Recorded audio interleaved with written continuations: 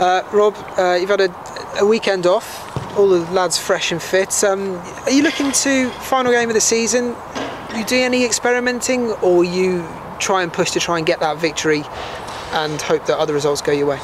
Well, the only experimenting we're doing is anything that we think will help us win, obviously.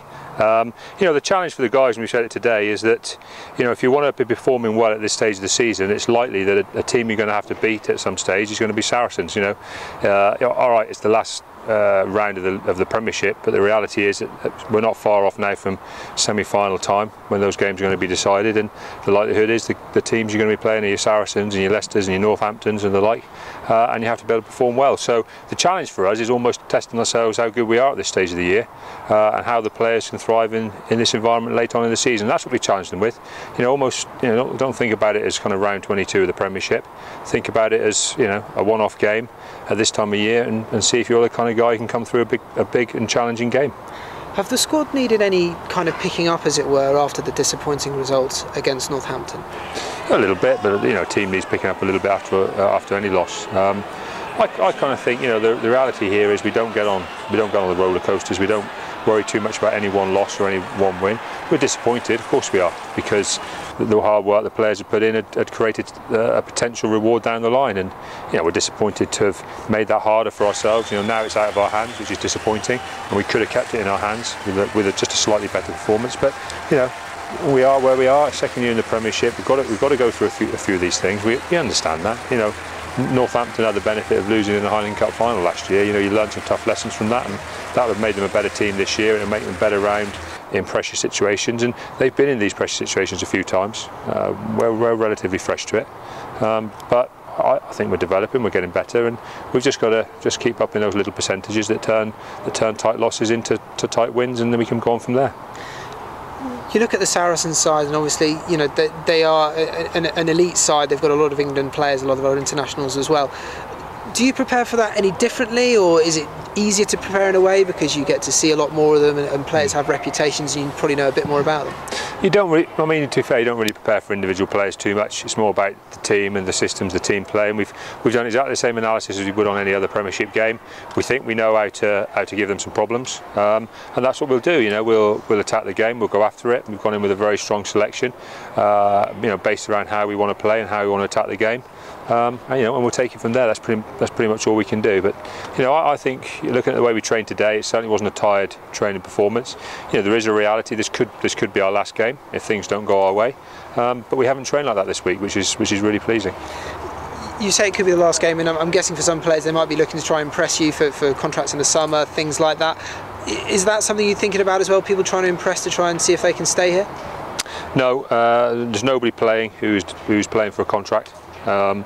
So the reality is really it's guys playing to be the guy in the shirt at the start of next season. The guys playing to show each other and show the coaches that they're the guys who can perform in big games at this stage of the season. You know, that's the challenge. You know, there's also another challenge that there's only one game this season so far that we've failed to get anything out of. And I'd very much, you know, hope that again this is a game we can get something out of, and it keeps pushing us up the table as far as points are concerned. So there's a lot of things riding on it. It is an important game. You know, I'm not a big one for teams that kind of just drift away at the end of the season and guys thinking about holidays. You know, these guys, they're a pretty proud group. You know, the reality is there's a summer tour. You know, we're the 5th place Premiership team, full of EQP players, and there's a Premiership, there's a summer tour coming up now. There's a lot of motivation involved in that as well. You know, and we've got a few guys who are in with a shout, so big performances now are what really matters. What would that mean to you if you could get a couple of guys in the tour squad? Well, I think it would be just a measure of how well the team have played, how well the individual have gone, and probably where we're heading as a club. You know, we've made no bones about it that we're very ambitious. You know, we want to have international players playing for us, and I think, you know, any step we can take where we can, as I say, the players can drive themselves into international recognition can only be good for them as players and for us as a team. I noticed you had John Callard here today.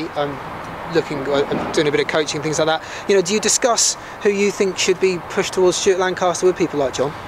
I've discussed with Stuart Lancaster, you know, who needs to be pushed, and you know, I had a chat with him, spoke to him. He was here on Monday, and we spoke about several of our players who, you know, as he admitted himself, you know, our form and our position in the Premiership kind of demands that, you know, some of our players are looked at.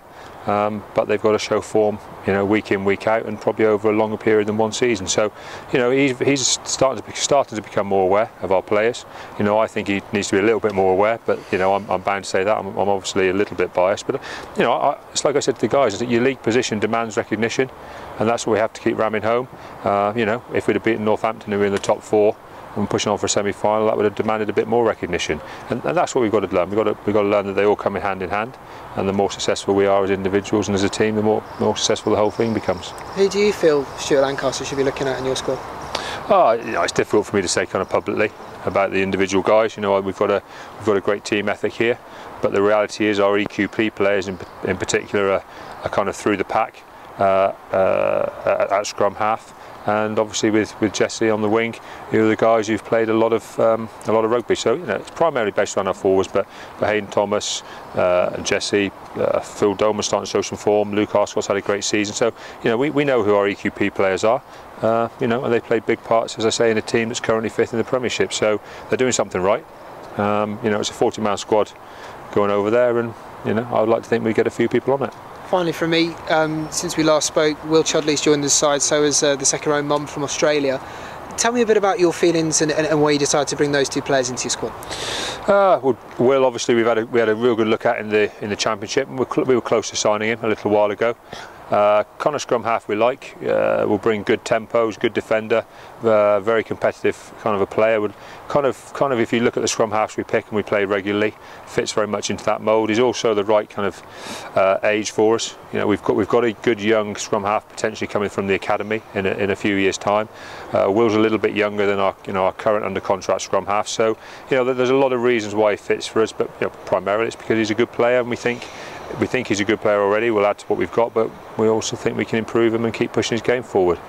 With Dean Mumm, you know, it's obvious, you know, with second rows leaving the club through retirement, that we'd be looking in that area. You know, he's probably the best, one of the best available second rows through the close season. So we had a good look at him. He was keen to come. A lot of positive things happen very quickly, which isn't always the case when you're looking at guys, and you know, that kind of makes it a good fit for us and for him.